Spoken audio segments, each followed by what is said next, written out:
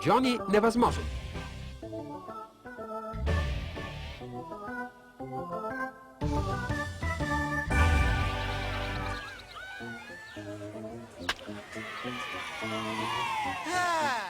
Има ли нещо по-хубаво от деца, които играят бейсбол?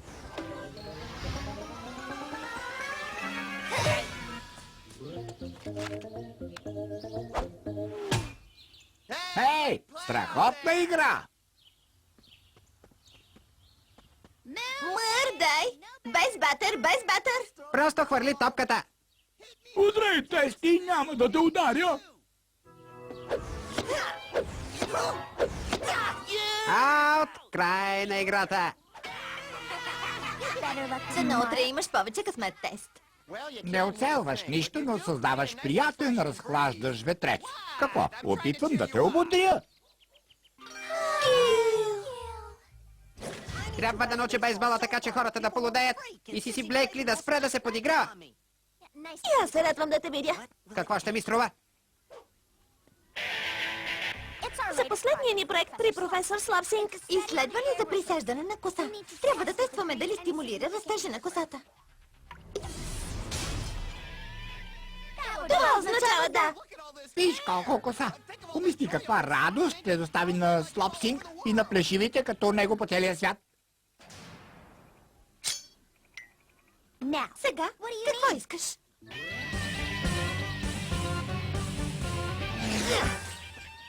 Матчът започва след час, а не мога да оцеля топката.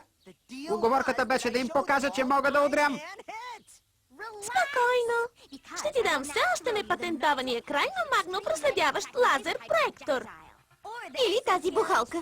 Има вградена система в нея. Бих използвала единично.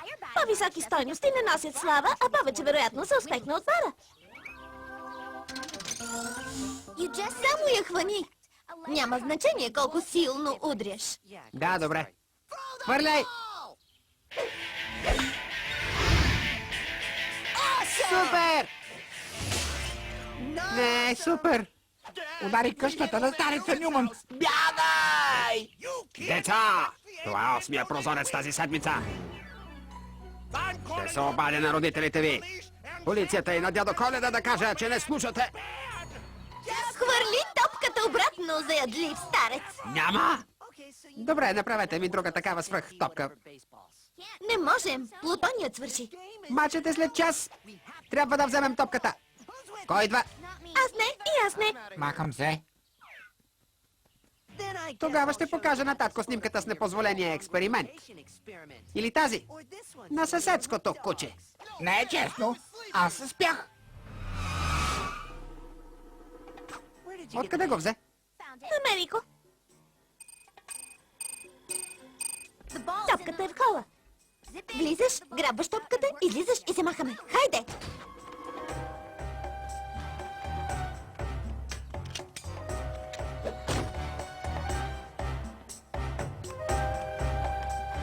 Ще е като да откраднеш бомбон на бебе.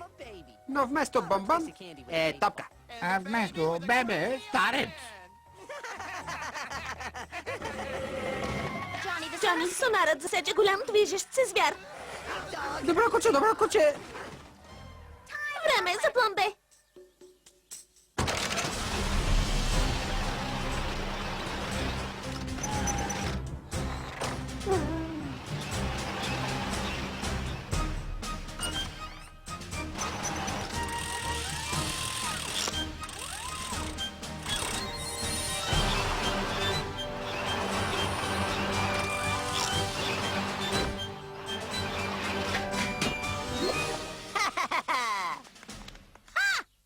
Не можеш да се мериш с върховните ни умове. Грешната топка. Хей! Това е наше! Съжалявам, един старец се обади, че е паркирано незаконно. Не можете да се мерите с върховния ми ум.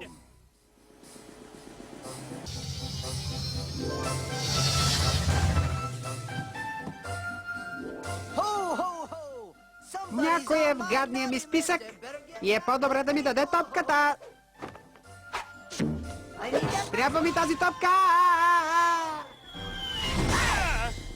Този е добър.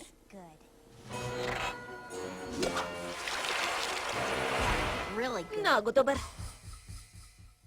Мачът е след 10 минути. Пак ще ми се присмиват, а вие не правите нищо. Време е за планже. Мисля, че сме на За. Всъщност сме на И. Господин Нюман, аптекарът ви съм. Протезите и слабителните ви са готови. Не пазвам. Ами, имаме нов гел, който ще ви подмлади, така че елате да го вземете.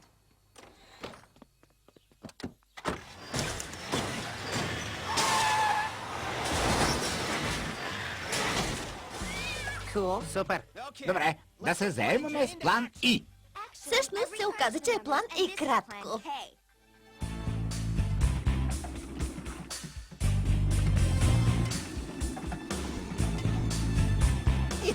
Идеален план. Не става. Ясно ми е.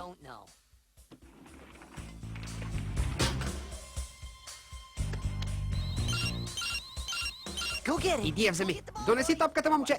На мен ли говориш? Защо аз? Защото си наполовина ретривър и те правят така. И извярата заспал така, че върви. Тръгвай.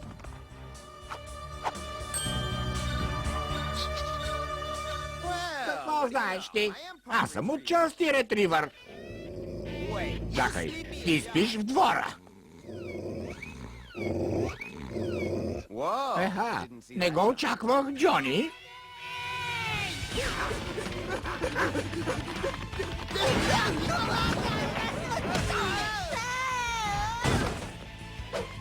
Време е за план и кратко.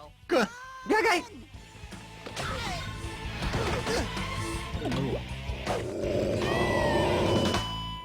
Трябва да направим нещо.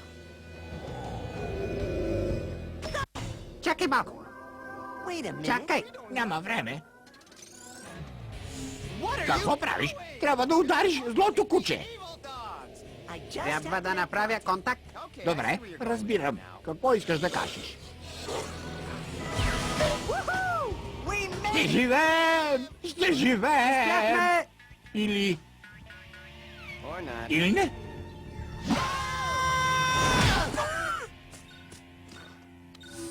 Няма гел, който да подмладява. Искам си топката обратно. Какво да направя? Ами извини се, че ми щупи прозореца. Добре, той съжалява, че чупи прозореца. Мачът започва. И да знаеш, че къщата ми не е цел за хоумрън. Добре, няма нужда да крещиш. Нещо друго? И може би да съм треньор на някой матч някога, може би днес. Разбира се. Без зверове. Те са зли. Не са зверове, а миличките ми кученца. Ширла и Бетси могат да са много сладки. Давай, Джони! Край на играта, влиза тест. Не излизай фаут този път. Хайде, Джони! Един хоумрън ще спечели играта. Или ще тичка до дома. Ще иде при мама и ще плаче. Аут!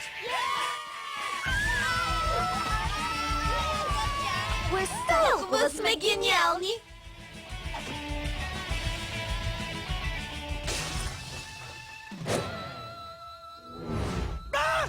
Удари къщата на не толкова стария, но по-лудия от мен. Тест!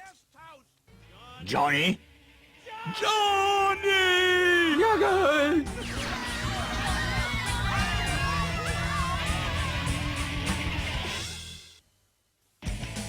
Преводач Гергана 100.